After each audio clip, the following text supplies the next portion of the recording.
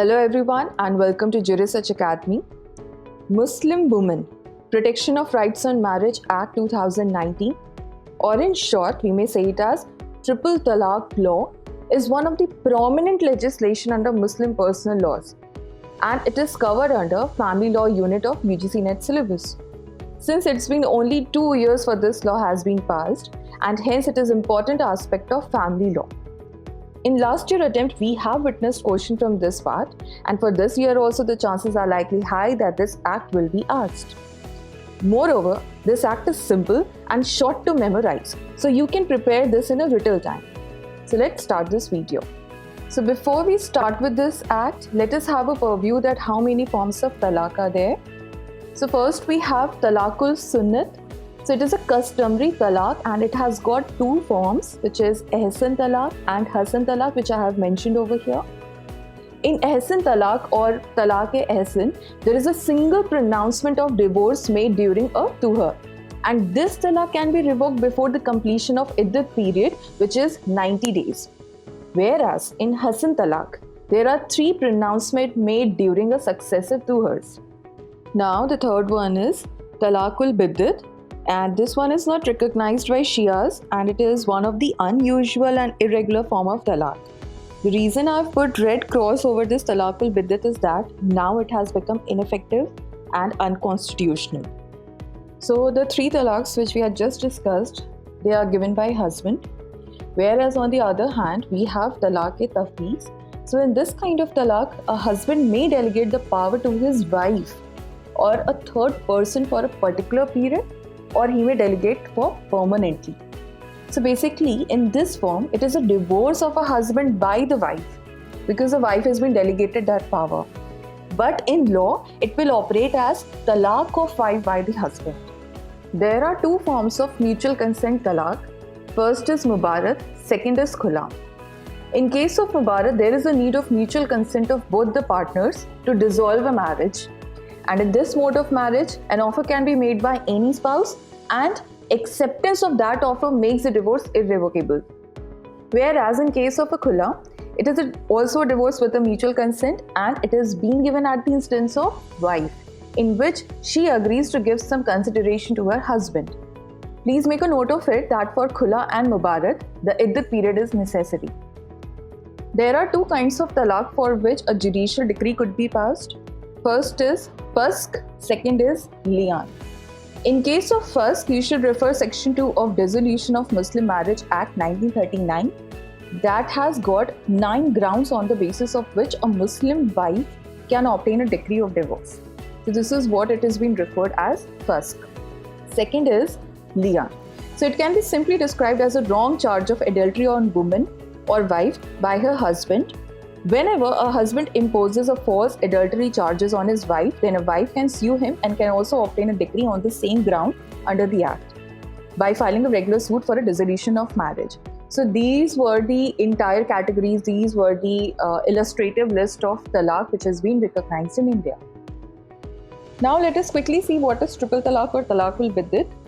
It consists of 3 pronouncements in a single tuhar, either in one sentence, like I divorce thee thrice, or in 3 separate sentences, I divorce thee, I divorce thee, I divorce thee. So the talaq becomes irrevocable immediately it is pronounced, irrespective of the iddat. So this kind of talaq was held to be unconstitutional in the case of Shaira Bano, and let us have a look. So Shaira Bano was married to Rizwan Ahmed for 15 years. In 2016, he divorced her through instant triple talaq or talaq-e-biddat. So when the matter went before Supreme Court, it declared that the triple talaq practice was unconstitutional by 3:2 majority. Herein, the majority held that the talaq-e-biddat is regulated by the Muslim Personal Law, which is Shariat Application Act of 1937. They held that the practice is unconstitutional because it is manifestly arbitrary in nature, and it is also violative of Article 40, 15, Clause 1, Article 21 and Article 25. So this case has resulted the enactment of Muslim Women Protection of Rights on Marriage Act 2019. So the said act had received assent of President on 31st July 2019, but it came into effect from 19 September 2018 replacing the ordinance which was effective at that time. And this act is a small act, it has only got 8 sections. So under the said act, section 2 deals with the definition part, wherein clause C suggests that what kind of divorce is covered under this act. So only talaq-e-bid'at or talaq which are instant and irrevocable in nature will be dealt under this act. According to section 3, talaq covered under section 2, clause C will stand void and illegal, whether it is stated verbally or through SMS, email or WhatsApp or in any electronic form. Now we have section 4 that prescribes punishment for husband giving triple talaq or any form of talaq that have an instant effect.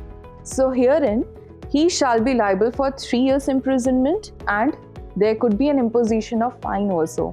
So under this, what you have to remember, just remember the section number and just remember the quantum of punishment.